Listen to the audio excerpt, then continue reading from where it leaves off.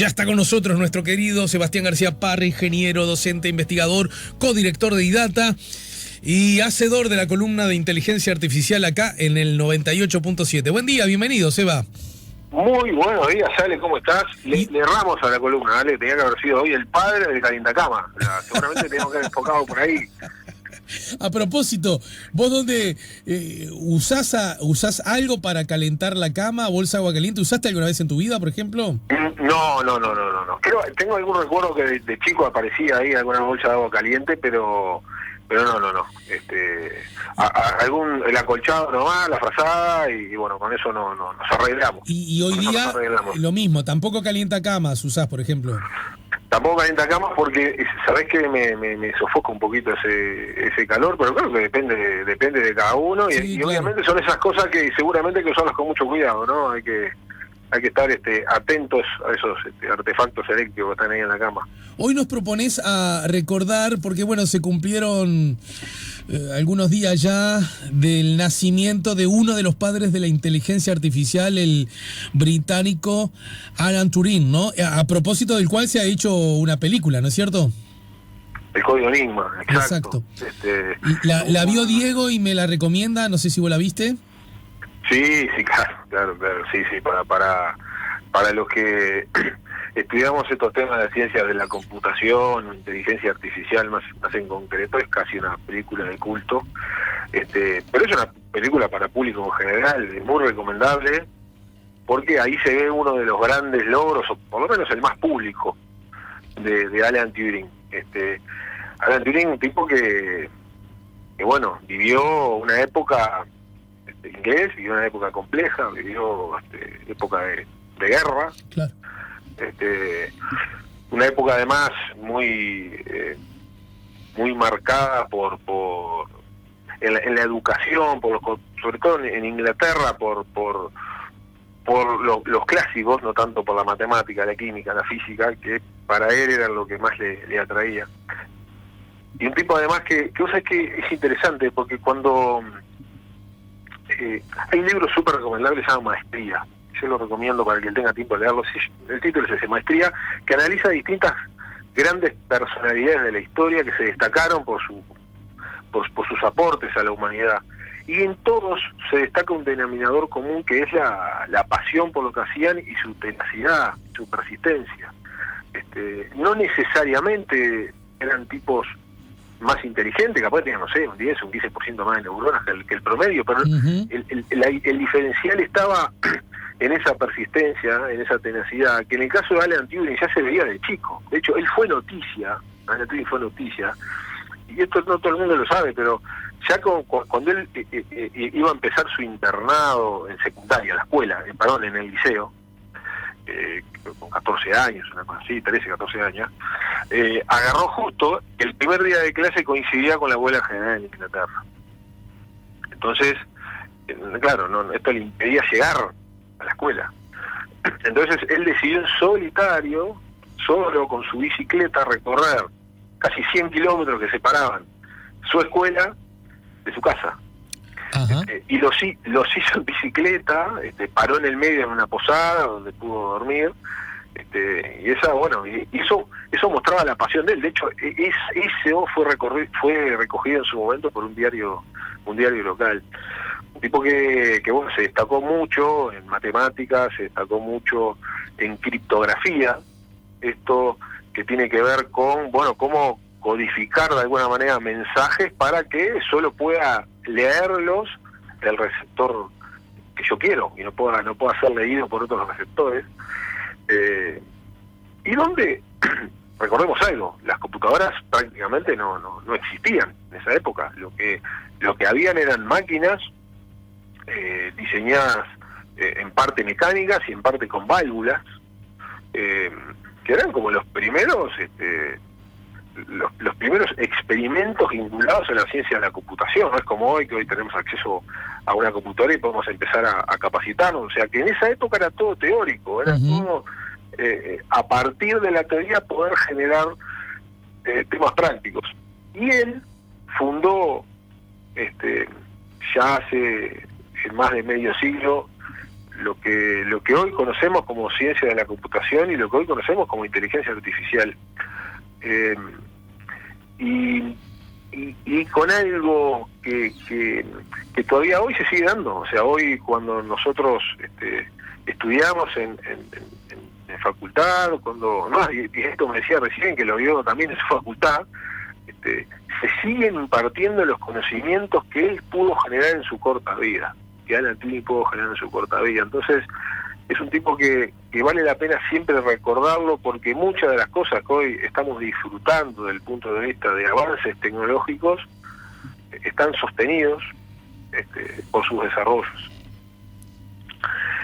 Y algo que obviamente lo puso en el tapete público tiene que ver con, bueno, gracias a sus conocimientos matemáticos y criptográficos, sí, fue lograr, eso se ve en la película, decodificar el código Enigma. El Enigma era la máquina que utilizaban los nazis justamente para enviar mensajes por radio.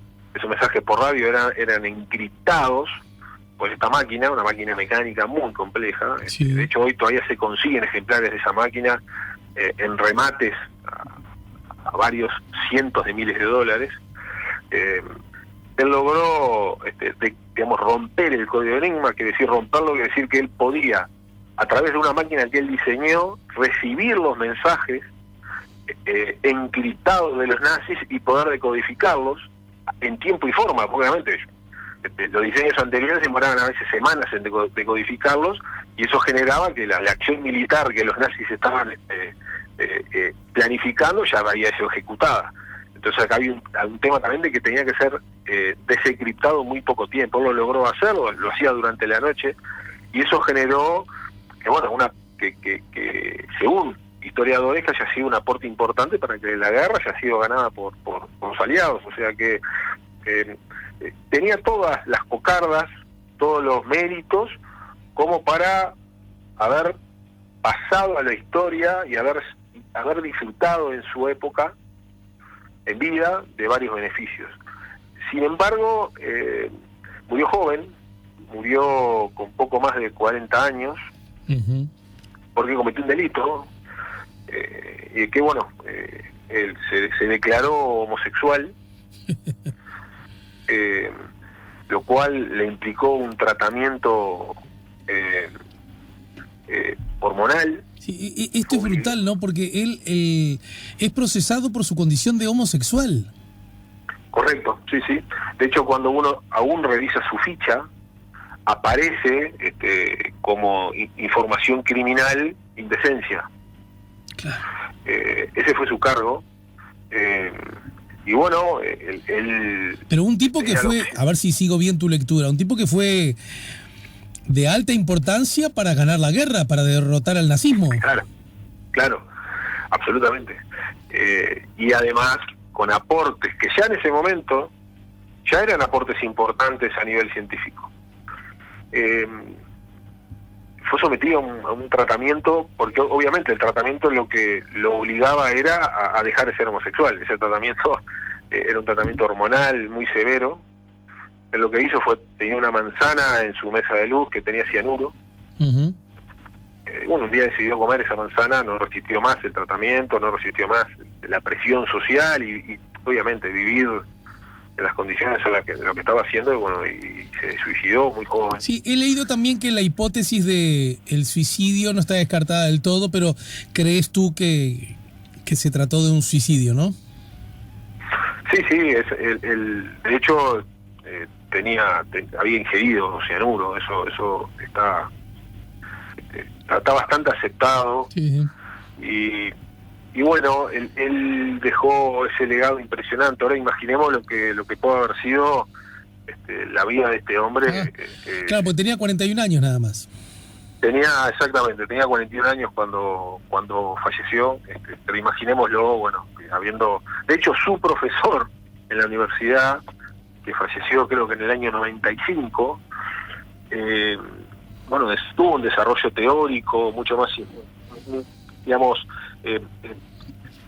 importante también, pero varios de los aportes que hizo su propio profesor universitario están basados en los trabajos de su alumno, de Alan Turing, que bueno, él desarrolló algo que se llamó juego de la imitación, algo muy básico, muy simple, ¿vale? Que es pararme atrás de una computadora, chatear con esa computadora, y yo, como usuario y como jurado, al mismo tiempo lograr determinar si lo que hay atrás de esa computadora es un ser humano o es la propia máquina que me está respondiendo. Y si no logro determinarlo y realmente atrás hay una máquina, quiere decir que ese software superó el test de Turing. Eso todavía no se ha superado.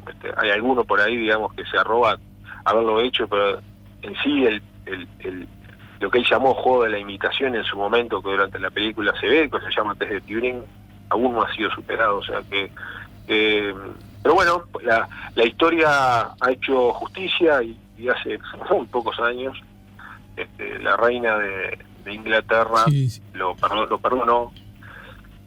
Y bueno, a partir de eso, bueno, han aparecido sus merecidos homenajes, sus monumentos, y varios lugares que llevan su nombre. Sebastián, antes de despedirte, en 10 segundos contame, porque estoy leyendo un tuit de IDATA. Comenzamos con las clases presenciales de IDATA Academy para el curso de Ciencia de Datos e Inteligencia Artificial. Contame algo acerca de esto.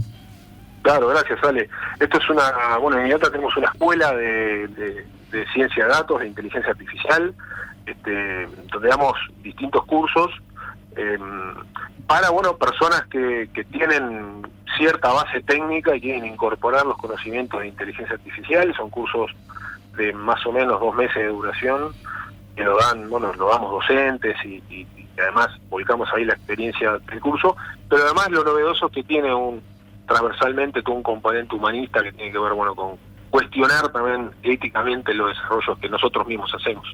Así como están todos invitados, obviamente, a la presentación de los cursos. Ajá. ¿Y quiénes aplican para tomarlos, por ejemplo? Bueno, pueden ser no solo técnicos en cuanto a computación, sino economistas, contadores, sociólogos. Todas esas disciplinas aplican perfectamente para estos cursos. Para obtener más información, ¿qué debería hacer el público? Bueno, www.idata.com, es idath.com, y ahí van a tener la información de las fechas en concreto de estas presentaciones. Te mando un abrazo grande, mi querido Sebastián, y nos reencontramos la semana entrante. Fuerte abrazo, muchas gracias, Ale. Chau. Sebastián García Parra nos ayudó a poner la mañana en camino en su columna de inteligencia artificial.